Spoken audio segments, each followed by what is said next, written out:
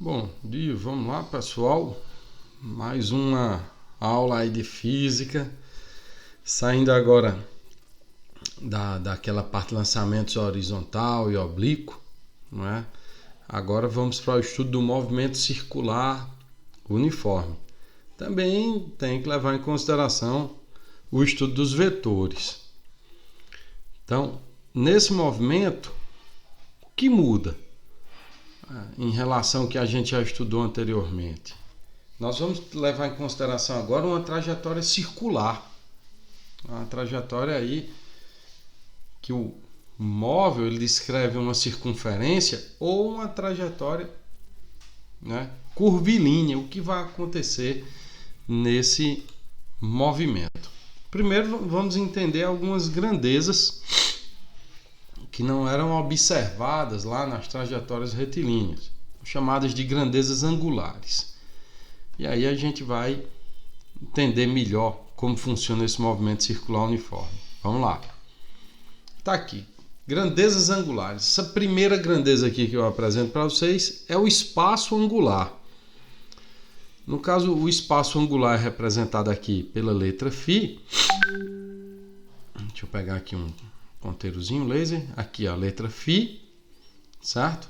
E ela representa justamente aqui, ó, o ângulo formado aí de acordo com o arco de trajetória que um corpo descreve quando ele realiza uma trajetória curvilínea ou circular.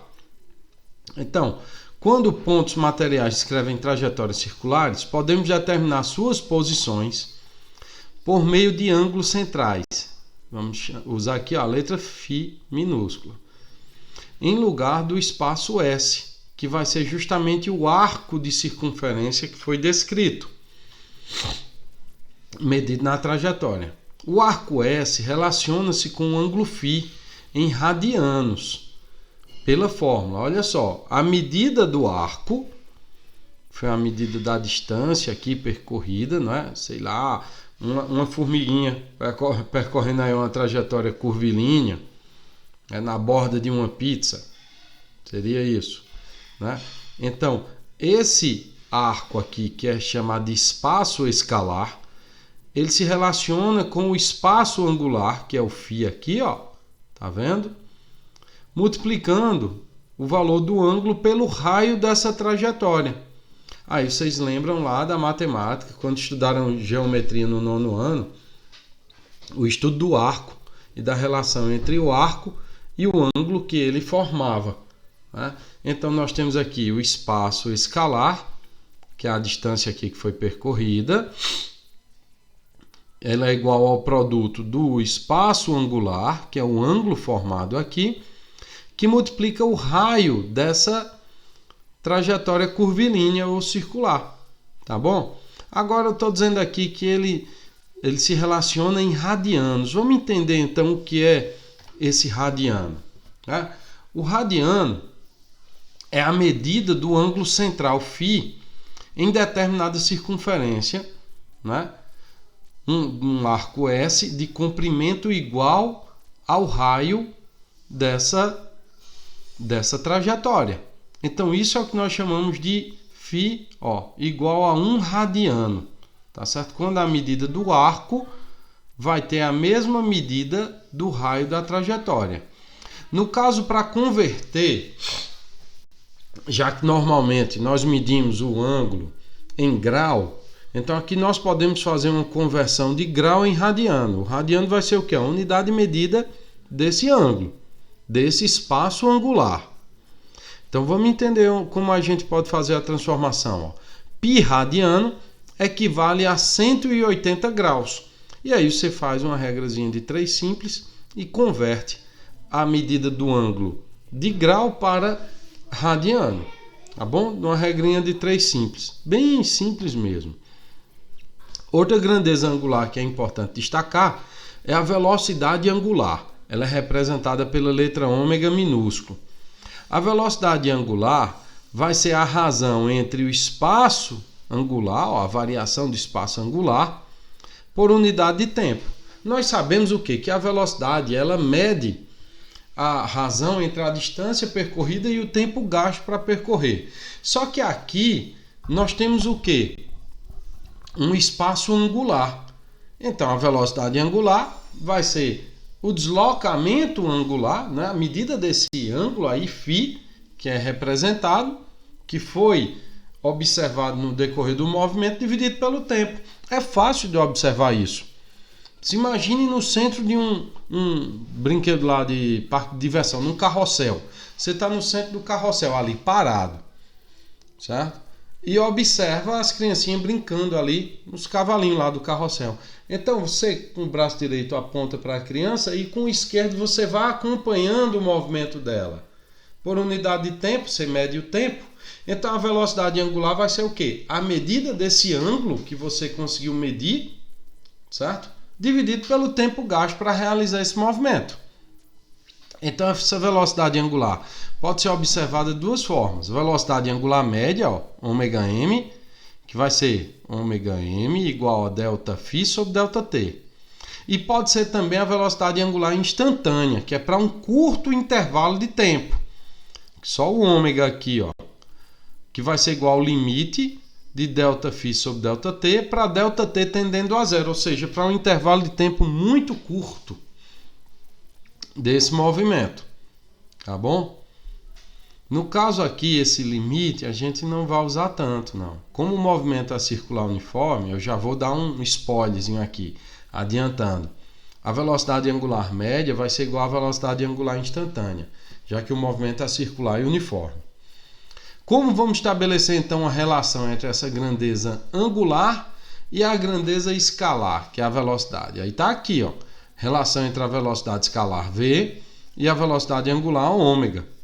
A velocidade angular v é igual à velocidade, a velocidade escalar v é igual à velocidade angular que multiplica o raio da trajetória descrita nesse movimento circular. É simples assim. No caso, como a velocidade angular, a sua unidade de medida vai ser o quê? O radiano por segundo, radiano por hora, tá bom? Vamos ainda mais um pouco. No caso aqui, quanto ao período e a frequência. O movimento circular ele vai ficar se repetindo, né, durante um determinado tempo. Então é o que a gente pode chamar de movimento periódico. Vou dar um exemplo. O movimento do planeta Terra em torno do seu próprio eixo, né? Movimento de rotação. Você vai ter o quê? Que o planeta Terra leva 24 horas para dar uma volta em torno do seu eixo, aproximadamente. Não é isso? Você pegar um movimento de translação, então ela leva 365 dias aproximadamente para dar uma volta em torno do Sol. Dois exemplos de movimento circular. E aí, esse movimento ele fica se repetindo. É o que nós chamamos de movimento periódico. Ele se repete para um determinado intervalo de tempo. Então é importante a gente conhecer aqui os conceitos de período e de frequência para entender melhor como funciona esse movimento circular.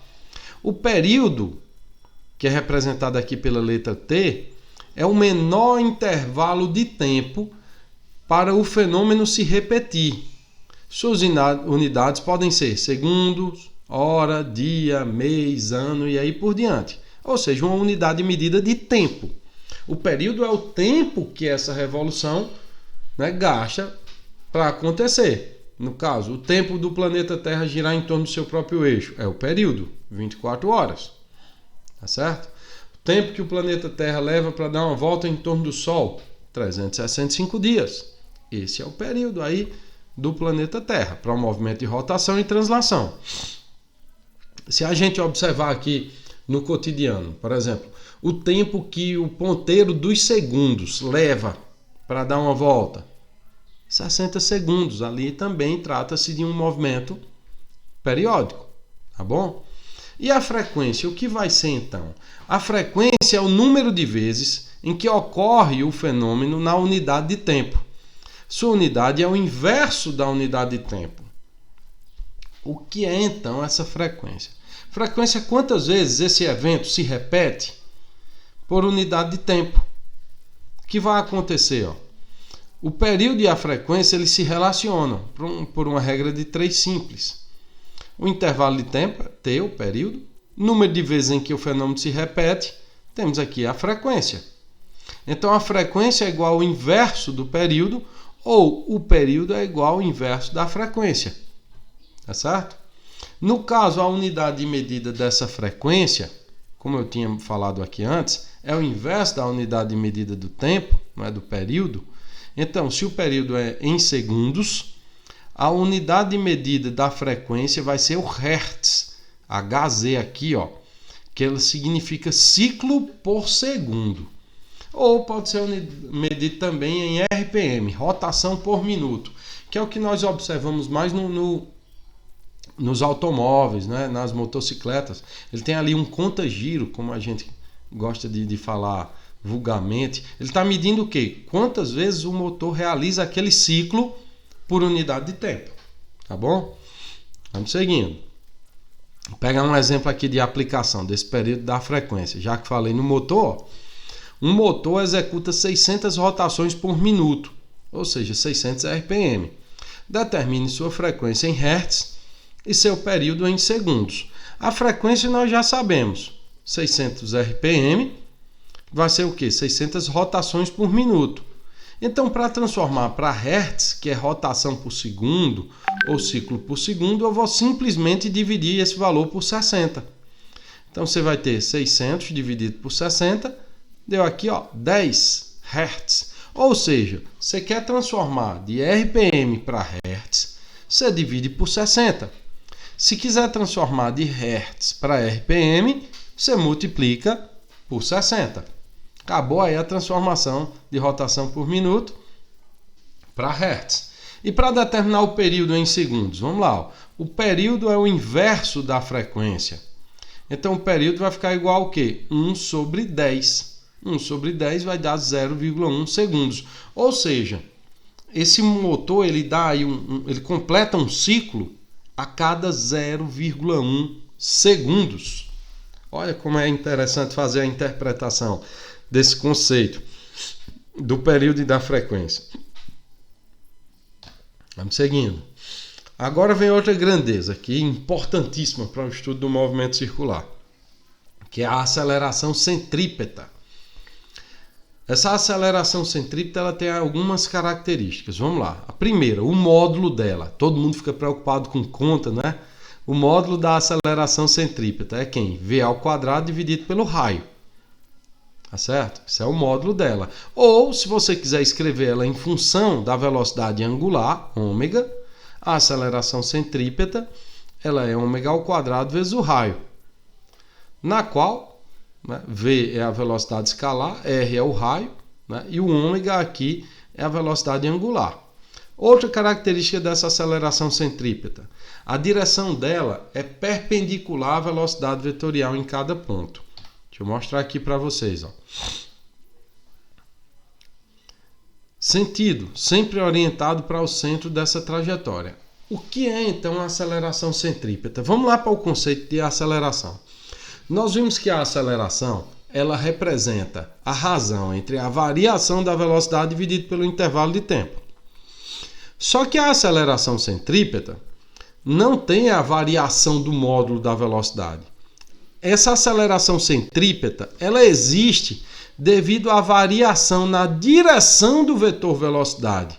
Ó, então, em um movimento circular uniforme, a velocidade é constante, o módulo dela, mas tem variação na direção.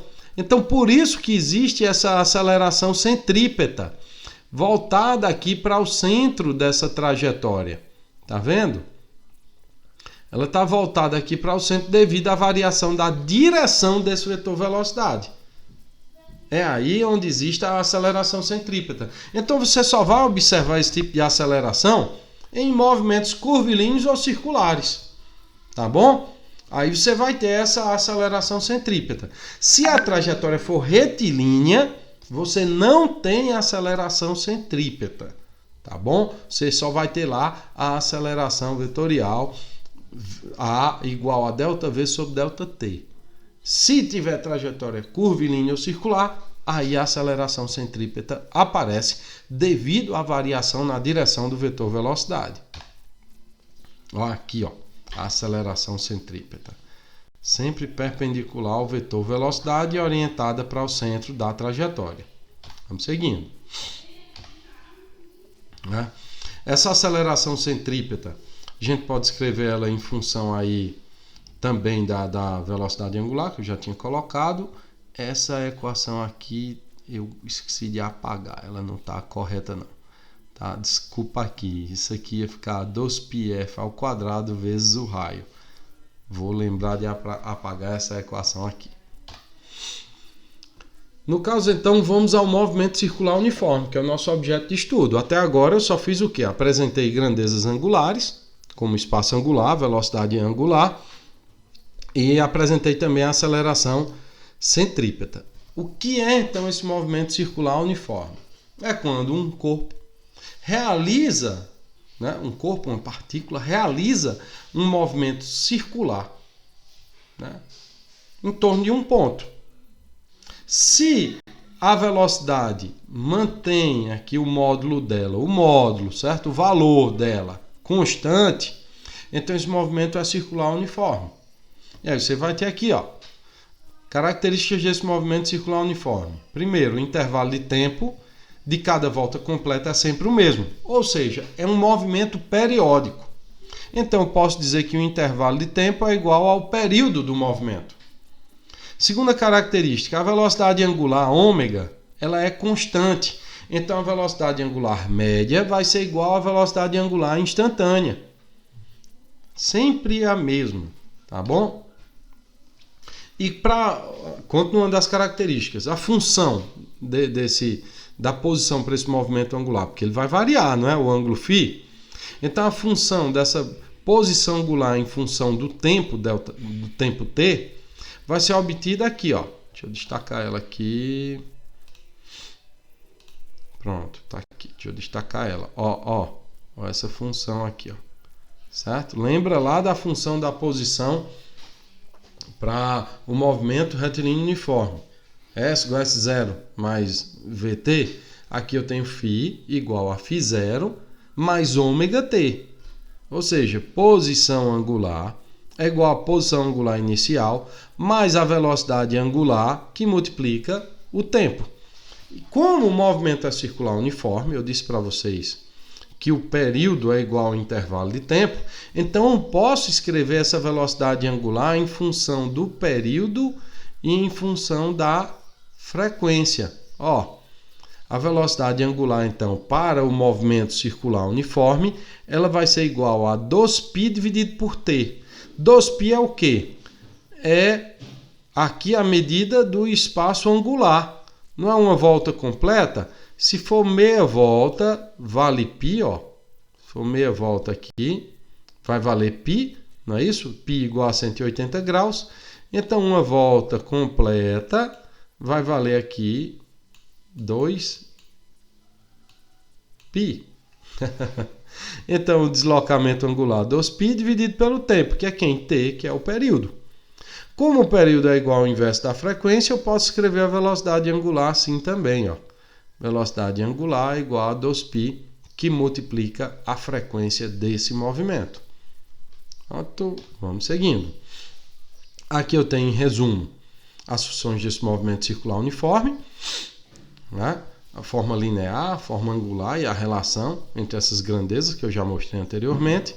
E ali embaixo a aceleração centrípeta, tá bom? Vamos agora para as aplicações. Um ponto material descreve uma circunferência horizontal com velocidade constante em módulo. O raio da circunferência é 15 centímetros e o ponto material completa uma volta a cada 10 segundos. Então vamos lá, ó. Eu já tenho aqui o raio dessa trajetória e eu tenho aqui, ó, uma volta completa a cada 10 segundos. Ele leva 10 segundos para dar uma volta. Isso aqui vai ser o quê? O período desse movimento. Então a questão pede, calcule o período e a frequência desse movimento. Vamos lá, ó. O período eu já tenho na questão, 10 segundos. E a frequência? O inverso do período. Frequência igual a 1 sobre t, ó. Tá vendo? Então a frequência é igual a 1 sobre 10, que vai dar 0,1 Hz.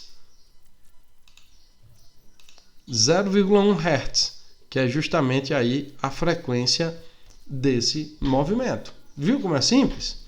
E a velocidade angular? Agora ficou fácil. Ó. A velocidade angular, 2π dividido pelo período, ou então 2π vezes a frequência. Vamos lá, letra B. Velocidade angular, ó. 2π dividido pelo período. Então, 2π sobre 10, ficou π sobre 5 radianos por segundos. A unidade medida aí da velocidade angular. Não vai esquecer, não. A velocidade escalar linear. A gente viu lá a relação entre essa velocidade escalar e a velocidade angular. Ó. A velocidade escalar é quem? A velocidade angular que multiplica o raio. Então, V igual a ômega, π sobre 5 vezes 15. Então, 15 dividido por 5, 3. A velocidade linear, 3π centímetros por segundo. Ficou centímetros porque o raio está em centímetros. Se o raio tivesse em metros, seria metro por segundo. Não vai fazer bobagem aí na hora de botar a unidade, tá certo? Agora a letra D ali, ó, o módulo da aceleração centrípeta. Agora tem um monte de forma de calcular.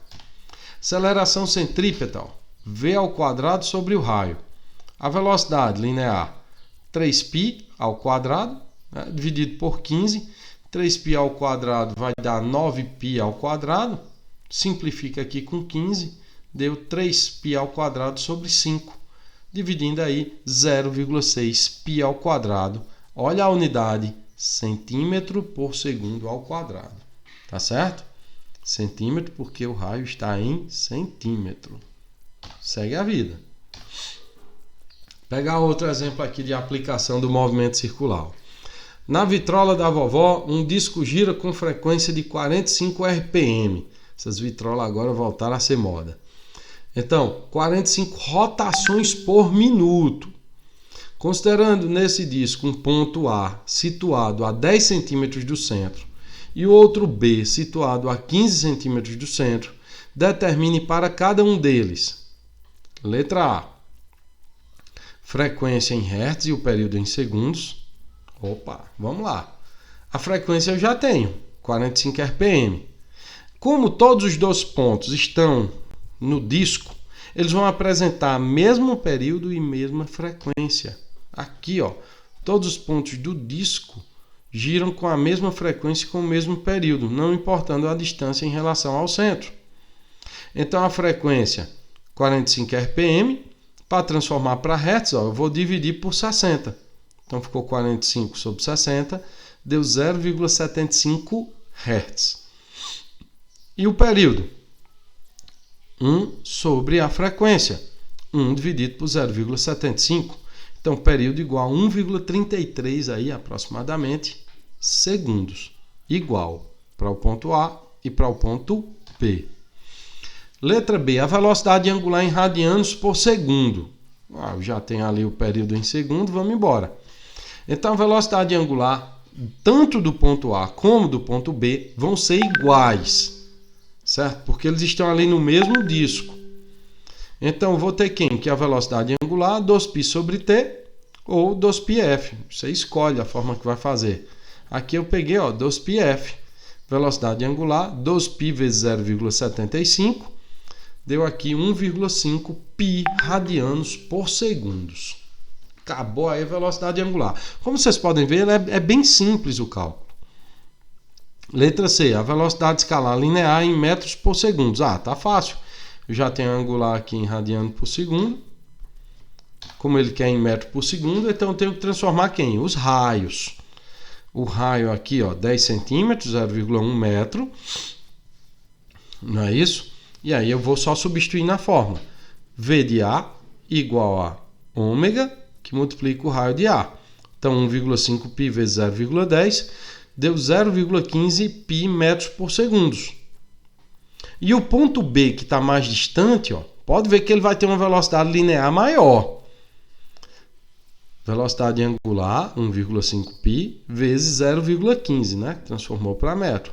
Então, deu 0,225 π metros por segundo. Ou seja, se você está brincando lá no carrossel, os cavalinhos, você diz, eu quero ir mais rápido. O que é que você vai fazer? Vai no cavalinho que está mais afastado do centro. A velocidade escalar dele vai ser maior. Já a velocidade angular, o período e a frequência é igual para todo mundo que está ali no carrossel. Tá bom? Vamos seguindo. Agora vem para encerrar a transmissão de movimento circular uniforme. Isso aqui é muito usado no dia a dia. Tanto em moto, né, como carro, você vai ter um sistema lá de marcha, não é isso? Então esse sistema de marcha é feito com o quê? Com engrenagens ou então com correias. No caso da transmissão do movimento circular, você vai ter aqui uma transmissão por contato ou por corrente. Por contato, está aqui muito usado nas engrenagens. Qual a diferença aqui? Que a rotação de A, se for no sentido horário, a de B vai ser no sentido anti-horário. Ou seja, eles apresentam aí um sentido diferente de rotação. Se a transmissão for por corrente ou correia, o que ocorre lá na bicicleta? Né? Você tem uma corrente que liga a coroa à catraca. Né? Conecta essas duas e tem a transmissão desse movimento circular. Então, a velocidade angular vai ter a mesma orientação, ou seja, vai ter o mesmo sentido do movimento. Só isso. E o que é igual nas duas situações? A velocidade. A velocidade de rotação da coroa, tá, é igual à velocidade de rotação da catraca. Então, você pode estabelecer uma relação entre as frequências. É aí onde você vai fazer a associação das marchas na bicicleta. Você quer ir mais rápido? Então, coroa grande, catraca pequena. Por quê? Apesar delas apresentarem a mesma velocidade linear, mas o número de voltas que dá é diferente. Ou seja, a frequência de A é diferente da frequência de B. Olha essa equação aqui, ó. Você tem que V de A igual a V de B, mas a frequência de A que multiplica o raio de A é igual à frequência de B que multiplica o raio de B. Ou seja, se a coroa for grande, quando ela der uma volta, dependendo do tamanho da catraca, a catracazinha pequenininha vai dar várias voltas. E a catraca pequenininha, ela está associada no mesmo eixo que a roda traseira. Então o número de voltas que a roda traseira vai dar vai ser maior. E aí você tem uma maior velocidade. Se for para diminuir a velocidade, que é o que o pessoal chama de marcha leve, você bota o quê? Uma coroa pequena e uma catraca grande. Né? Aí o que vai acontecer? Quando a coroa dá ali uma volta, a catraca, dependendo do tamanho dela, vai dar uma meia volta. Então você vai mais devagar, que é o que o pessoal chama de marcha leve. Vamos pegar aqui um exemplo, já que falou lá da bicicleta. Numa bicicleta com marcha, as pedaladas do ciclista imprimem uma velocidade angular de 3 radianos por segundo à coroa, de raio 20 centímetros, que está ligada a uma catraca da roda traseira, de raio 5 centímetros. Olha, 4 vezes menor. As rodas da bicicleta têm raio 40 centímetros. Então, determine a velocidade angular da catraca, certo? Vamos lá. Sendo aqui, ó, velocidade angular de A, né, igual a 3 radianos por segundo, raio de A 20 centímetros e o raio de B 5 centímetros, respectivamente, a velocidade angular da coroa e dos raios da coroa da catraca pode calcular a velocidade angular ômega B. Você tem aqui, ó, ômega B que multiplica o raio de B igual a ômega A que multiplica o raio de A. A equação que eu mostrei anteriormente. Então a velocidade angular de B passou aqui, ó, o raio de B está multiplicando, passou dividindo. Só é agora substituir e fazer as contas, ó. 3, que é a velocidade angular de A, que multiplica 20, que é o raio de A, 20 centímetros, dividido por 5 centímetros, que é o raio de B. Então a velocidade angular de B vai ser de 12 radianos por segundo. Observa bem. A catraca menorzinha, ela tem uma velocidade angular que são 4 vezes maior do que a velocidade angular da coroa, que é grandona. Então ela vai dar um número de voltas maior. Letra B, ó, a velocidade escalar linear com que a bicicleta está se movendo. Opa! Vamos lá. A gente tem o raio da roda, 40 centímetros, não é isso? Então, a bicicleta percorre uma distância de 2 πr, no caso que é o comprimento da circunferência, ou o perímetro da roda, no intervalo de tempo igual ao período t de rotação das rodas. Assim, a velocidade escalar linear vai ser v igual a 2 πr dividido pelo período, ou v igual a ômega vezes o raio. O ômega eu já tenho, não é isso? Como já tinha usado antes, sabendo aqui que ele é 12, então só é multiplicar pelo raio da roda. A roda tem aqui 40 centímetros, que vale 0,4 metros. Então a velocidade dessa bicicleta vai ser igual a 12 vezes 0,4, deu 4,8 metros por segundo. É o que aquele computador de bordo lá da bicicleta, ele calcula. Ele tem um sensor que vai ali passando e o computador vai calculando o número de voltas que vai dar. Então ele só faz isso. Ele vai ter aí o período do movimento, calcula a velocidade angular e multiplica pela medida do raio dessa trajetória. Olha como é simples. Tá vendo? Encerrado aqui o estudo do movimento circular. Deixa eu parar aqui a gravação. Pronto. Aí tá, vou deixar lá junto com esse vídeo. Também vai estar o material de apoio com atividade para vocês. Tchau.